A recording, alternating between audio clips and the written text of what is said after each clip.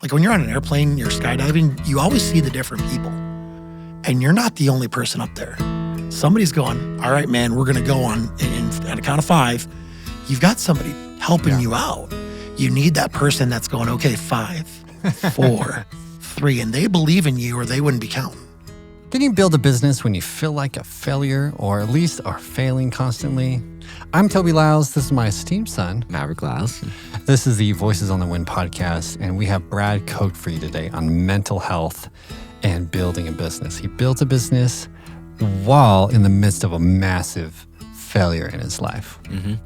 We also have our newsletter, which is pretty exciting. And we just our thoughts on our different people on the podcast, as well as some pretty funny stories. So if you have not checked that out, that's votw.substack.com. You really should. It's pretty fun. Also, if you want to see anything, if you just like anyone you like want on, or just I don't know, just let us know. And we want to hear your thoughts. So then just reach out to us on any of our social media platforms, and we'd be really glad to hear from you. And here we go. Brad Koch on mental health. You just talked about ADHD a little bit. We all know that it's not easy to. It's not always easy to start a business, and then you're in the middle of a job search, which can be really actually emotionally hard. Bone crushing. Bone crushing. There you go. I will tell you, getting laid off was, according to my therapist, the best and worst day of my life. So, yeah.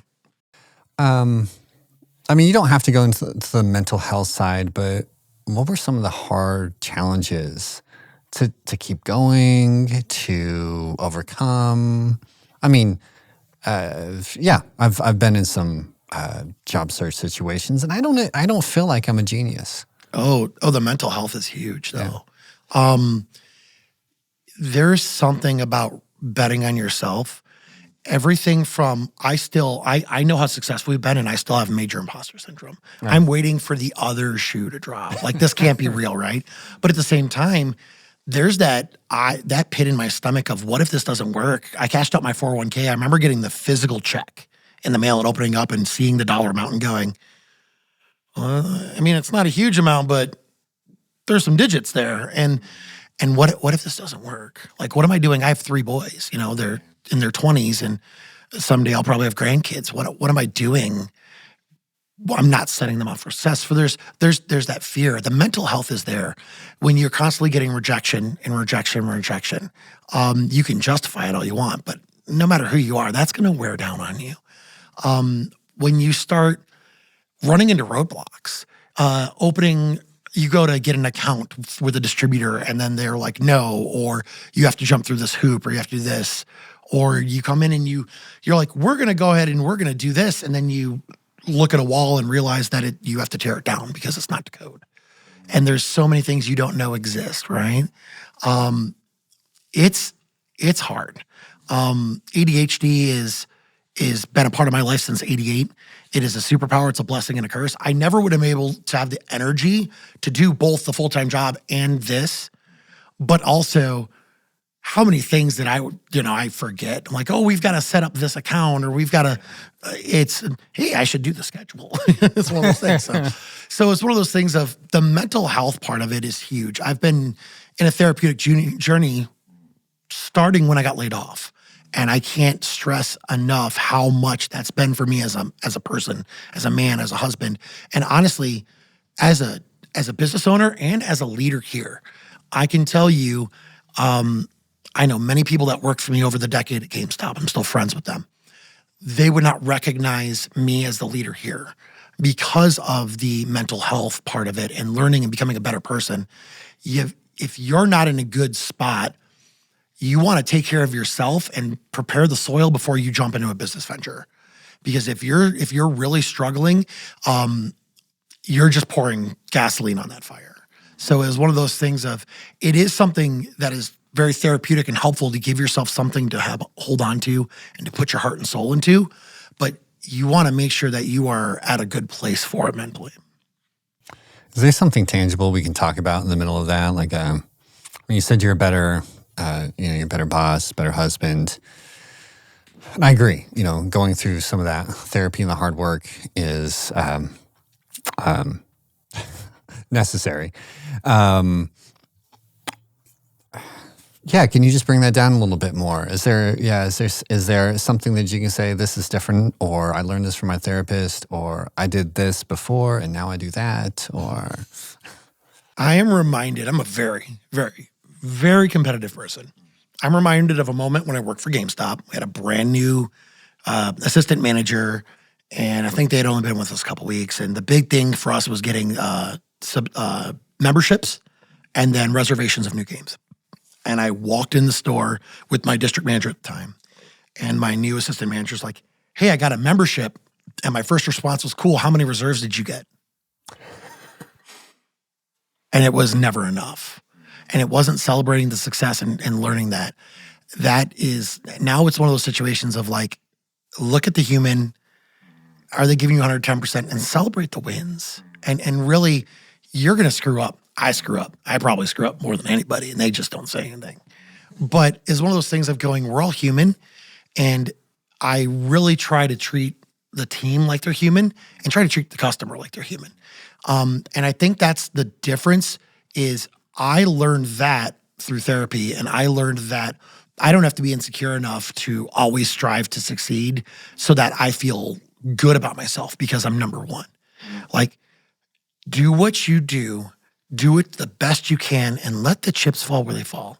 And if we were at a point where I was still working full-time at the library, I'd be content. Me coming here full-time was my wife looking at me and going, why do you still work there? You should be at the business. And I didn't want to leave. It was fear. And it was, I wanted to support it, but also like, what happens if the store doesn't work? I got to pay my bills. But it's also one of those things of going, what is success? Is it successful enough for me to do this? Do I need to get to another number? Where's the line? And ultimately, no matter what, it's called a leap of faith for a reason. At some point, you have to take a step.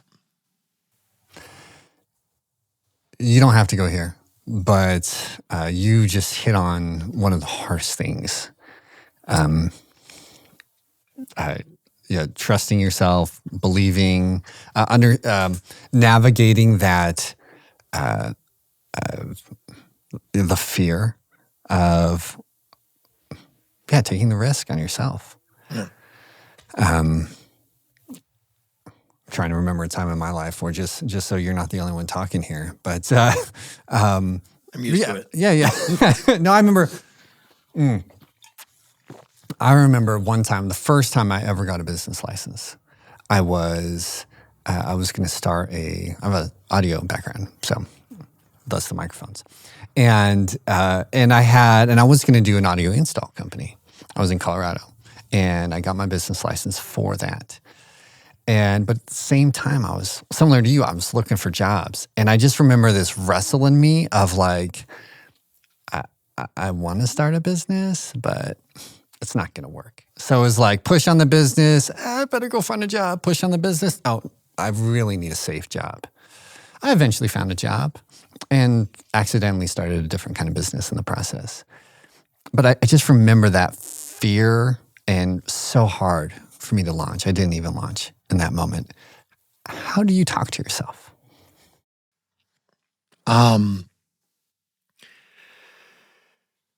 Nobody knows you better than you.